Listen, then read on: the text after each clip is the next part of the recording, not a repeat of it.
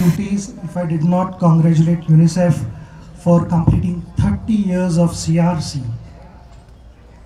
I also feel that in 19 Today's sports game was a clear example of your participation and involvement. And definitely sports is one of the ways to empower. So we do appreciate that you are participating, you are speaking up more. We would like to encourage you to speak up more and also play.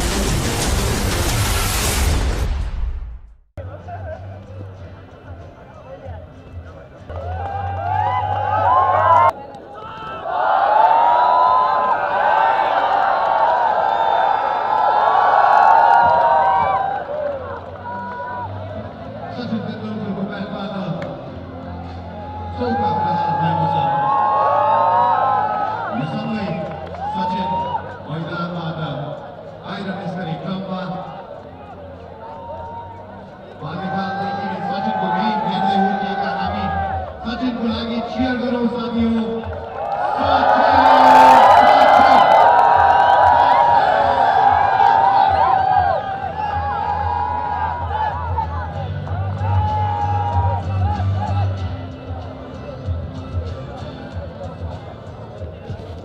तेस्रो ओभरको समाप्ति 31 run बनाउन सफल blue Tim.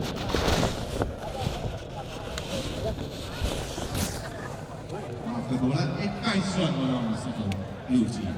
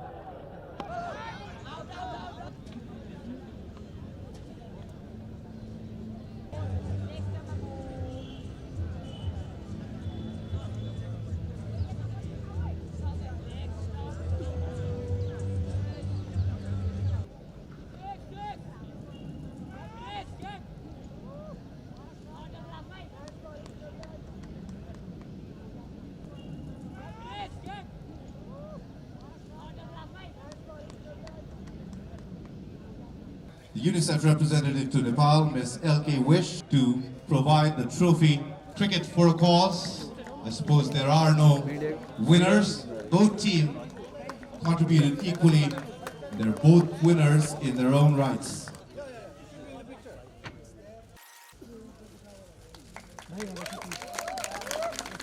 Thank you very much. So what is this anniversary actually all about?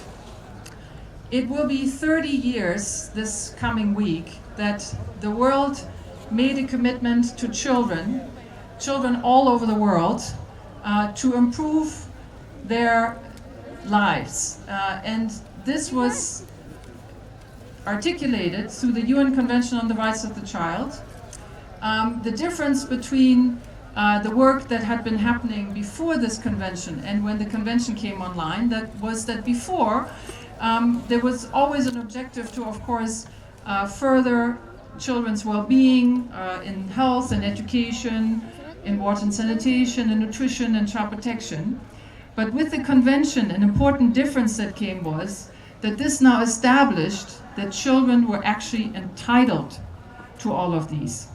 So with this, member states of the United Nations, countries, including Nepal, the governments of all these countries committed themselves at the highest levels of the head of state that they would do everything in their powers to make sure that children had access to health, to education, to clean water, to good nutrition, were protected from exploitation, violence, and of course had good support in their early childhood as well as in their adolescence. Nepal has been one of the earliest signatories to this UN Human Rights Convention, and it's important also to note that there are different UN Human Rights Conventions, but the CRC, as we like to call it, is the most universally ratified convention. So what that means is that in the world, almost all countries have signed up to this commitment. So there is a broad consensus and agreement that children and young people should be given priority. Children, because they are the future of every country in the world, and they are the future for us all, but also because as young citizens in their countries, they probably don't necessarily yet have the same agency to speak up for themselves as the adults would have. Over the years, a lot of progress has been made, including here in Nepal. The indicators for children have improved significantly over the last 30 years. However, I think it's fair to say we still have a long way to go. So we want to use this opportunity this week of the 30th anniversary as a reminder that children's rights are as important in 2019 as they were 30 years ago when this commitment was made. In the last 30 years, our world has become more complex, which means while the right to health and nutrition and water and education and child protection is as important as it was before, we also are now concerned, of course, about new issues. The concern is there about what climate change and environmental degradation is doing, particularly for children who will inherit the world and the countries that we live in. Here in South Asia and in Nepal, as you know, we're particularly concerned about the air pollution that this environmental degradation is causing and the particular impact that has for children. There are other new issues that weren't as prominent 30 years ago, such as mental health, which is also disproportionately affecting young people here in Nepal. So we really want to thank our two ambassadors for joining us in raising this awareness throughout the country, with everybody involved, all the stakeholders that have a stake and have a say and have something to contribute in improving children's lives in Nepal. So that starts, of course, with the young people and children themselves. So we do appreciate that you are participating, you are speaking up more. We would like to encourage you to speak up more and also claim your rights and be child rights ambassadors here for Nepal. And we look forward to working with all of you and making sure that we make this an even better place for children than it has been. Asia to Nepal, Ms. Johnny Petre. And this year we do mark, together with UNICEF, this special occasion and use this opportunity to speak out and to raise awareness that we all need to protect and promote children's rights. Every child has the right to grow up in a safe and nurturous environment. And secondly, why this day is special is because of the two amazing personalities that we have here with us. The renowned cricket player and captain from India, Mr. Sachin Tendulkar, and former captain of Nepal's national cricket team, Mr. Abhinab.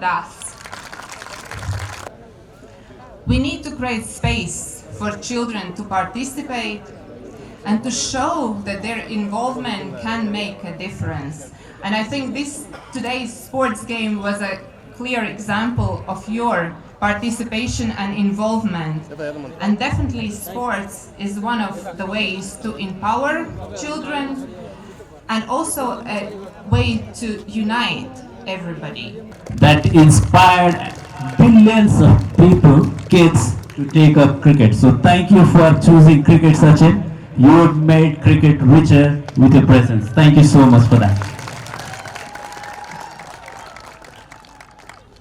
And I would also like to thank UNICEF and European Union for bringing in the God to our temple.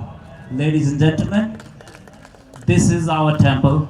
This is the temple of Nepal cricket, the TU cricket ground where it all started and have taken it to the next level. And as we so fondly call Sachin as the God of cricket, so the God has graced our temple. Now we believe we are only going to move forward from here. Thank you so much for coming and gracing this event, Sachin. Now let's get down to the formal part of it. I would speak in Nepali because being a Nepali, it gives me great pride to speak my own language and deliver my message in my mother tongue. हामीले सधैँ खेलिरहेको यो cricket मैदान आज cricket खेल्दा मलाई निकै फरक महसुस भएको छ। यो मैदानमा मैले सयौं खेलहरू खेलेको छु, तर आजको खेल निकै फरक र पृथक थियो। युनिसेफका सद्भावना दूत र अरबौं क्रिकेट प्रेमीका मुटुका ढुकढुकी श्री सचिन रमेश तेन्दुलकर जी आज हाम्रो अगाडि हुनुहुन्छ र मैले उहाँसँग मिलेर बालबालिकाहरूको समूहको नेतृत्व गर्ने अवसर पाएको छु। I would be failing in my duties if I did not congratulate UNICEF for completing 30 years of CRC. I also feel that in 1992, when Nepal was the first signatory of CRC, it clearly was evident of Nepal's commitment to making Nepal better. When we talk about getting better in life, doesn't mean you're not good at this moment. Even the best in the world continues to get better. So I feel, looking at the enthusiasm here of all the children here, I think it's really commendable, and I must applaud UNICEF's effort in creating this awareness. I think it is all about right messaging, and if you, in the form of cricket, if you can reach out to as many as possible and give your message, I think that is something which stays with you much longer than someone turning up and giving you a lecture on what to do and what not to do. I think there are ways of conveying message, and when it comes to children, I think there is no better platform than a play field. It need not be just the cricket ground, it could be any sport. All we want you to do is go out, express yourself, bring laurels to Nepal.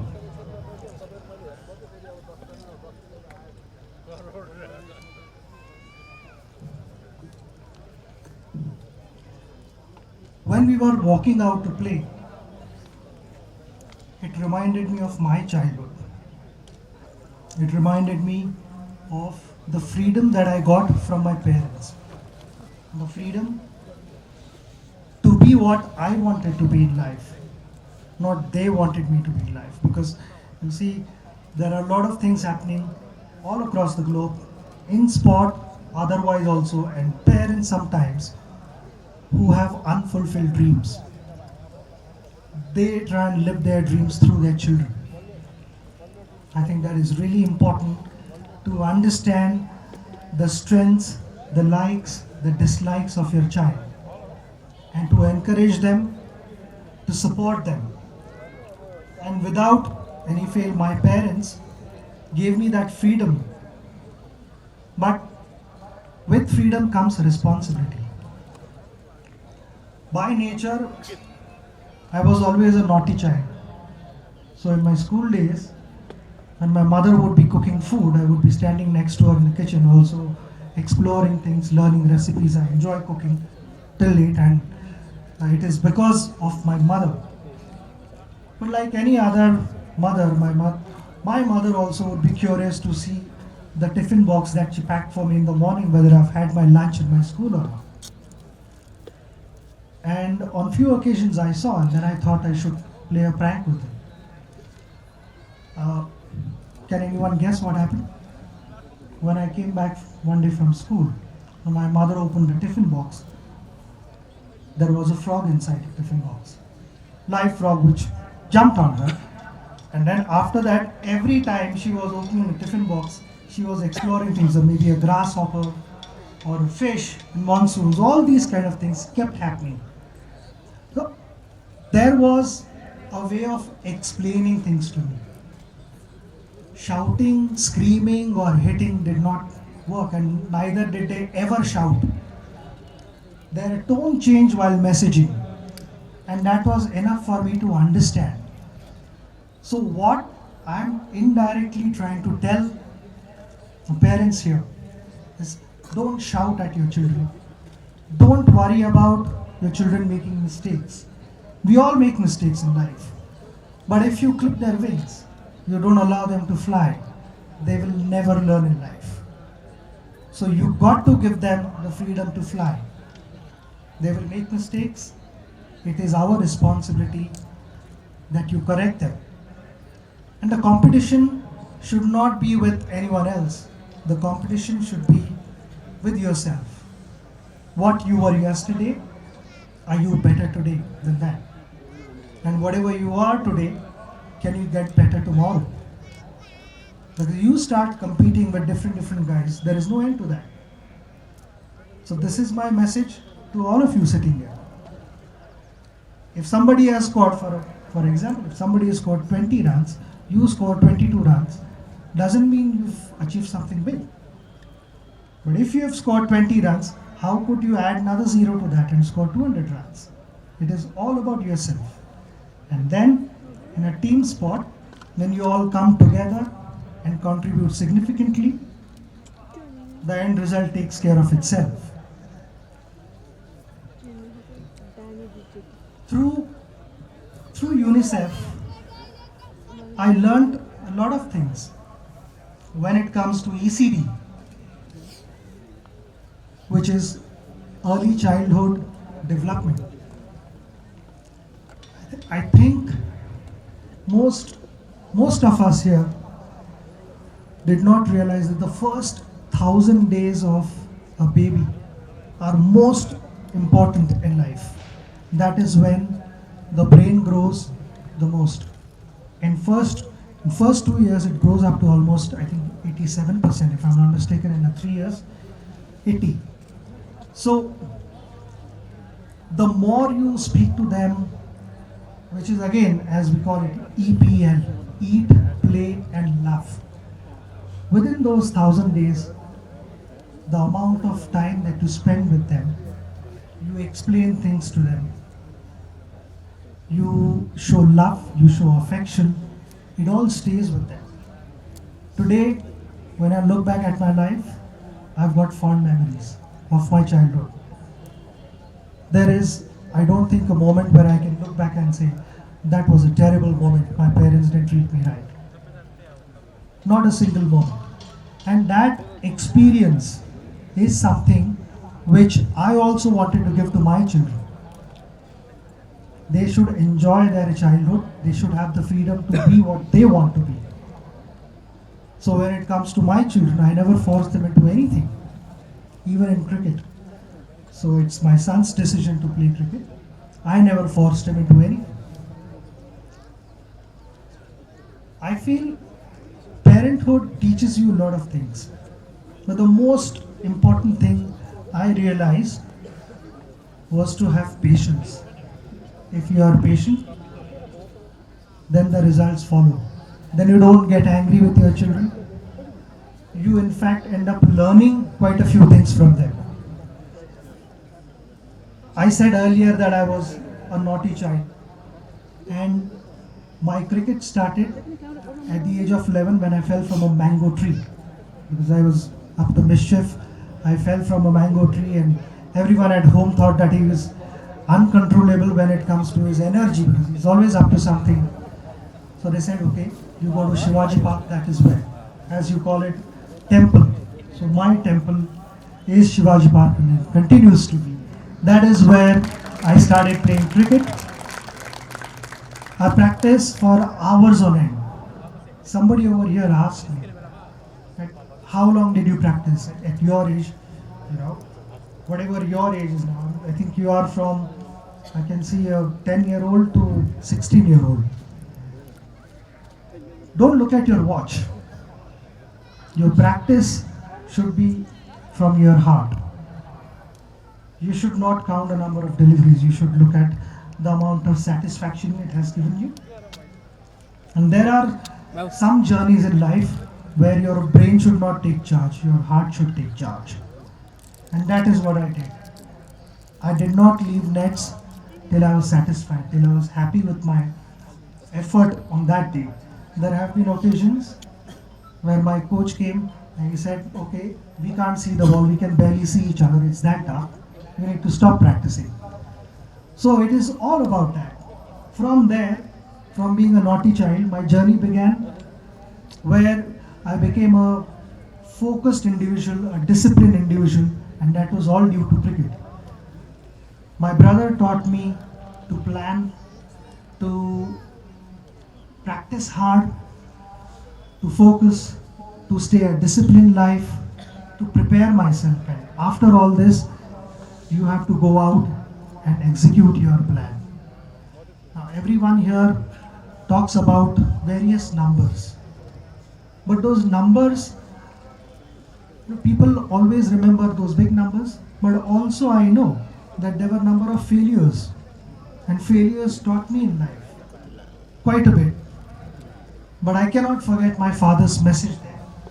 My father said, if you fail in life, I will accept. But if you cheat in life, I will not. So that is exactly what I shared with all of you before we started playing today. That let's be competitive, but let's not cheat. We'll be competitive, we all want to win, but not by cheating. So always remember that, guys. I also saw a lot of enthusiasm. Also there were a couple of faces there sitting right behind those two girls were really tense. They didn't want to bowl. And we kind of encouraged them, we pushed them, we said you have to bowl. And they enjoyed.